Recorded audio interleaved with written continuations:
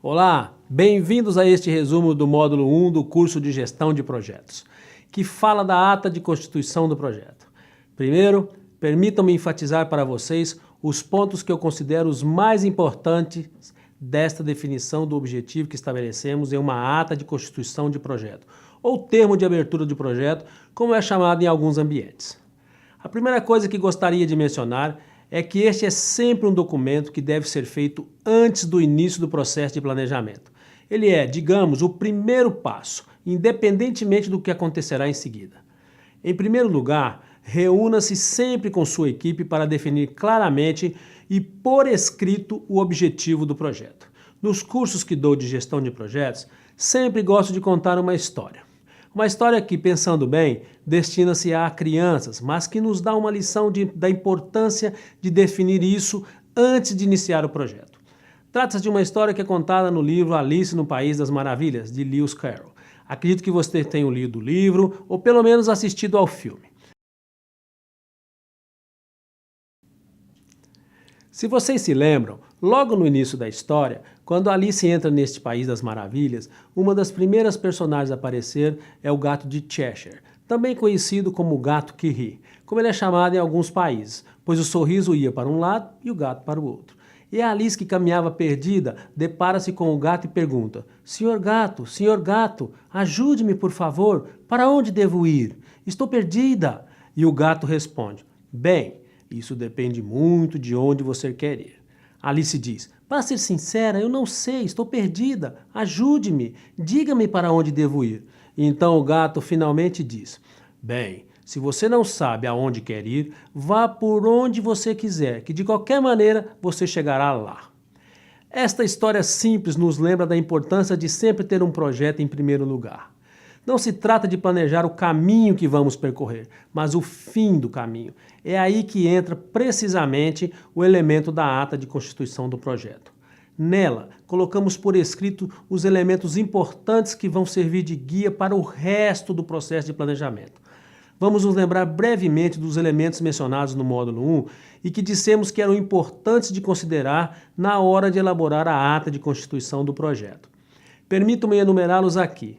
Primeiro, temos a razão ou a justificativa do projeto.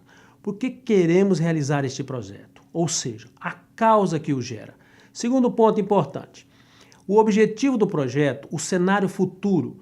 Podemos também dizer que este é o elemento, obviamente, mais importante. Terceiro, a estratégia do projeto. Atenção, este não é o plano de trabalho detalhado. Ele não constitui todos os elementos de prazo e custo, isto é, ele diz apenas como estamos pensando em realizar este projeto e qual é a estratégia global.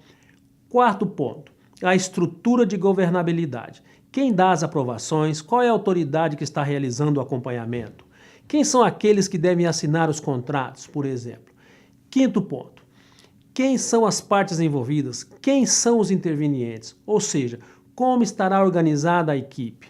Aqui podemos inclusive utilizar um organograma. Outro ponto importante mencionado é o sistema de controle de mudanças. Ele ocorre quando há uma mudança para este objetivo proposto. Quem irá autorizar? Qual é o procedimento adequado? E, finalmente, a aprovação. Quem dá a aprovação aos contratos firmados? Alguns pensamentos finais. Lembre-se de fazê-lo em equipe. É importante levar em consideração a opinião de todos os envolvidos. Em segundo lugar, lembre-se de colocá-la por escrito. Acordos verbais não servem. E terceiro, no momento da definição, talvez possam utilizar o que é conhecido como modelo SMART. Não sei se já ouviram. Vocês já sabem que a palavra SMART, em inglês, poderia ser traduzido como esperto, dinâmico e cuidadoso com o que estamos definindo. Mas esta palavra, SMART, também pode ser utilizada como uma espécie de sigla, na qual as letras fazem referência a 5 palavras em inglês. Specific, que pode ser traduzido como específico, muito claro, muito detalhado. Measurable, mensurável, que pode se medir. Agreed, acordado, em que todos os envolvidos concordam que é isso que se quer. Realistic, ou realista, um objetivo alcançável.